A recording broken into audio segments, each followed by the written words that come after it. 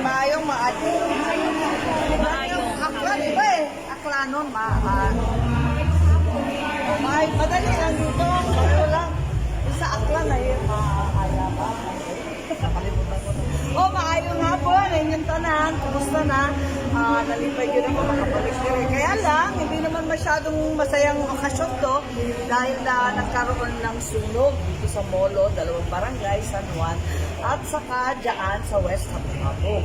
Ngayon, ang talaga, pupunta ako sa Aklan, dire dito sa Iloilo. But then, our good Vice Mayor immediately texted me the other day and said that there's been a big fire. 300 families were hurt, and then we had to evacuate them to a couple of schools. So, can you help?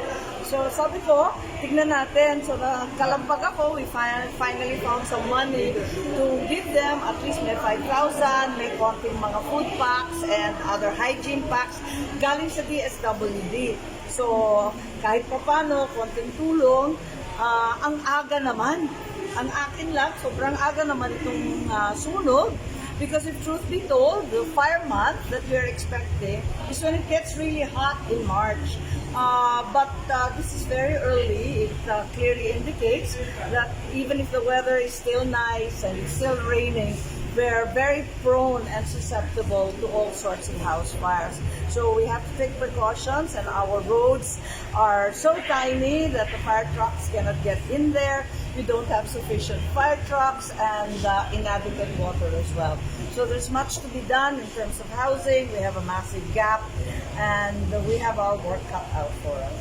Ma'am, yung problema is yung relocation site ko din na po yung mga informal settlers. Paano po nagtulungan ng BBM po yung mga kabayan po natin? Yes, I think the brand new Department of Housing is embarking on a quite aggressive housing program. Sana mabigyan ng pansin. Ito talagang malaking problema, lagi na ganyan, lalo na sa syudad. Kasi nagsisiksikan ang mga informal sectors na dyan sa mga lupa na ang dami-dami naman nagmamayari, hindi sila. Yan ang problema. Pagkatapos, yung available na lupa, malayo naman. Malayo sa hanap buhay, malayo sa eskwelahan. So that's always a struggle.